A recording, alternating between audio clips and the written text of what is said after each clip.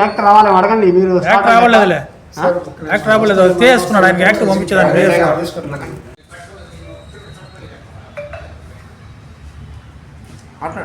నమస్తే అండి, నా పేరు గొరుగురు బాలచంద్రశేఖర్ రెడ్డి.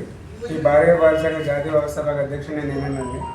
ఎందుకంటే నేను కూడా గతంలో ఒక భార్య బాధితుడిని కోర్టులంట పోలీస్ స్టేషన్లంట తిరిగి కొంతమంది కలవడం జరిగింది. భార్య బాధితుడిని వాళ్ళు పడే బాధలన్నీ కూడా నేను వినడం జరిగింది. తర్వాత మరి దీనికి పరిష్కారం ఏంటి అని మేము అందరం కలిపి ఆలోచిస్తే కుల మత కుల మతాలన్నింటిగా కూడా సంఘాలు ఉన్నాయి, అలాగే మహిళా సంఘాలు ఉన్నాయి. మనకు కూడా ఒక సంఘం ఎందుకు ఉండకూడదు అని డిస్కషన్ చేసుకుని అప్పుడు ఈ భార్యాభార్య సంఘం మనకు పేరు పెట్టి దీన్ని స్థాపించడం జరిగింది.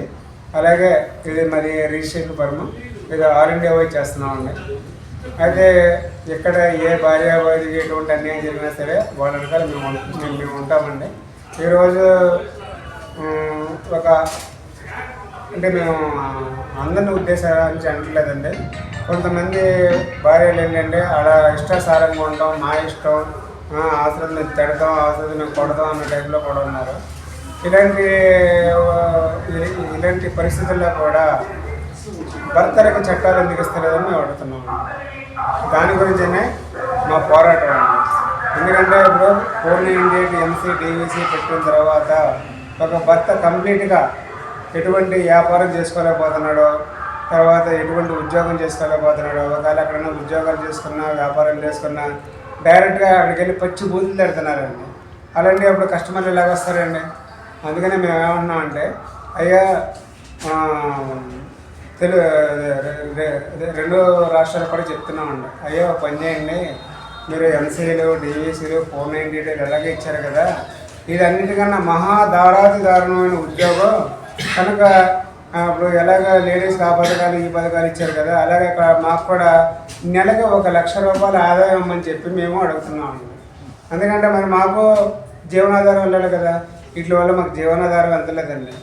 ఇది అన్ని ఉద్యోగాల కన్నా టఫ్ అయిన ఉద్యోగం అండి. ఎందుకంటే తెల్లారితే కోర్టుకు వెళ్ళాలి, కోర్టుకు వెళ్ళకపోతే అక్కడ అరెస్ట్ వారెంట్ ఇష్యూ చేస్తున్నారు, పోలీస్ స్టేషన్కి వెళ్ళకపోతే వాళ్ళు ఇష్టం మాట్లాడుతున్నారు. అంటే మేము అందరినీ మేము అనట్లేదు, కొంతమంది పోలీసు వారు ఏంటంటే పచ్చి బూతులు తిడుతున్నారండి. మేము పెళ్లి చేసుకుని ఎందుకంటే నాకు ఫస్ట్ మ్యారేజ్ అయిందండి, ఆమె వల్ల 11 సంవత్సరాల జీవితం వేస్ట్ అయిందండి. రెండోది చేసుకున్నాను, విడాకులు తీసుకుని రెండోది చేసుకున్నానండి. ఇప్పుడు 8 సంవత్సరాలు అయిందండి. 8 సంవత్సరాల నుంచి కూడా మాకు మనస్పర్ధలు, ఎవరెవరు ఏదేదో చెప్పారు, మాట్లాడదాం, నాకు ఇల్లీగల్ కాంటాక్ట్ అంటే కడతా, మాకు ఎందుకు వచ్చిన కర్మ అండి ఇది. ఇప్పుడు కంప్లీట్గా 6 నెలల నుంచి ఇద్దరం కూడా దూరంగా ఉంటున్నామండి. ఈ విధంగా ఏంటంటే పెళ్లి చేసుకోవడం వలన అష్టదరిద్రాలు అంటారు చూడాలిగా కొంతమంది భార్యల వలన అష్టదరిద్రాలు అనుభవించాల్సి వస్తుందండి. అందుకని మేము ఏమంటున్నాం, మా సజెషన్ ఏంటంటే బాబు నాయన మీరు బాగుపడాలంటే పెళ్లి చేసుకోవద్దని చెప్తున్నామండి డైరెక్ట్గా. మీరు బాగుపడాలి, మీ ఉద్యోగాలు ఉండాలి, మీ ఉద్యోగాల్లో డెవలప్ అవ్వాలి, తర్వాత మీ వ్యాపారంలో డెవలప్ అవ్వాలనుకుంటే ఎటువంటి ఉద్యోగం చేసుకోకూడదు, పెళ్లి చేసుకోకూడదు అని చెప్తున్నాము. నేను శివాజీ గారి మీద ఒక ఇరిగేషన్ వచ్చింది కదండి, అంటే ఆయన చెప్పింది 100% కరెక్ట్. నేను సెల్యూట్ కూడా చేస్తున్నాను అవసరం. ఇప్పుడు అనసూయ గారు చెప్పారండి, ఇప్పుకొని తిరుగుతాం దానివల్ల మీకు నష్టం ఏంటి అని. ఓకే రైట్, ఇప్పుకొని తిరిగేటప్పుడు మాకు చట్టాలు పెట్టి మమ్మల్ని ఎందుకు బదనాయం చేస్తున్నారు, ఆ చట్టాల వలన మమ్మల్ని ఎందుకు క్రిమినల్ చేస్తారని మేము అడుగుతున్నామండి. ఇప్పుడు నేను ఉన్నానండి, DTP టైపింగ్ వర్క్లే చేస్తాను, ఇప్పుడు నాకు అన్నిటికీ అడ్డగానే ఉన్నాయండి. మరి ఈ చట్టాలు మరి దేని గురించి ఇచ్చారండి? సరే ఇచ్చారు, దాన్ని సద్వినియోగపరచకుండా దుర్వినియోగం చేస్తున్నారు. మరి దుర్వినియోగం చేసే వాళ్ళ మీద ఎందుకు యాక్షన్ తీసుకోవట్లేదు? అలాగే మన మధ్యకాలంలో 19 సంవత్సరాల అమ్మాయి 8 పెళ్ళిళ్ళు చేసుకుందండి, అది డైరెక్ట్ ఇన్స్టాగ్రామ్లో కూడా వచ్చిందండి. మరి అలాంటి వాళ్ళ మీద ఈ ఉమెన్ కమిషన్ ఎందుకు ఆర్గ్యుమెంట్ చేస్తలేదు? శివాజీ గారిని పిలిచి అంటే 1:45 నిమిషాలు మరి ఆయన విచారించారు, ఆయన క్షమాపణ కూడా చెప్పారు బాబు. మరి ఇంకా ఎందుకండి అప్పుడు ఎదిగే వాళ్ళ మీద అంటే పలానా కూడా ఎదుగుతున్నాడంటే ఎందుకంటే ఆయన మీద అంత పెద్ద పెద్ద దెబ్బలు పడతారు? అంత అవసరం ఉంది, అంత ఏడవలసిన అవసరం అని చెప్పండి ఒకసారి. మేము ఎవరికైనా ఒకటే చెప్తున్నాం, ముఖ్యంగా ఏంటంటే చట్టసభలో ఒకటే చెప్తున్నామండి, ఇప్పుడు లేడీస్ జెంట్స్ ఇద్దరు సరిసమానంగా ఉండాలని మేము కోరుకుంటున్నామండి. మరి సరిసమానంగా ఉన్నప్పుడు చట్టాలు కూడా సరిసమానంగా ఇవ్వండి. అంతేగాని వాళ్ళకి చట్టాలు ఎక్కువ ఇచ్చి అంటే అదే స్త్రీలకు చట్టాలు ఎక్కువ ఇచ్చి పురుషులు తొక్కేస్తా ఉంటే వీళ్ళు మాత్రం ఎక్కడి నుంచి డెవలప్ అవ్వగలండి.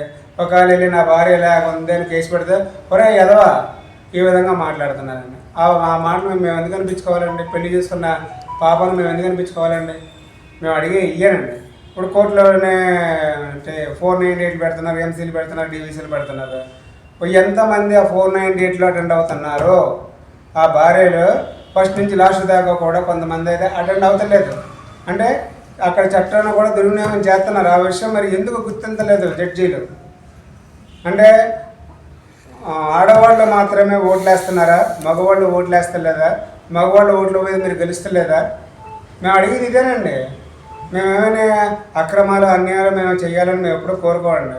పుట్టుకతో ఏ మనిషి కూడా కత్తితో గొడ్లతో పుట్టడో ప్రాబ్లమ్స్ వల్లనే ఆ ప్రాబ్లమ్స్ కూడా కొన్ని పోలీస్ స్టేషన్లు చేసేటటువంటి దారుణాల వల్లనే నడుస్తున్నాయండి.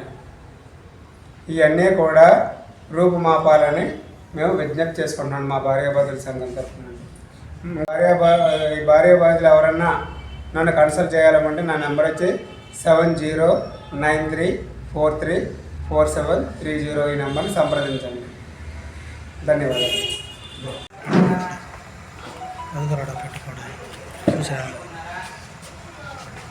వెనక రండి.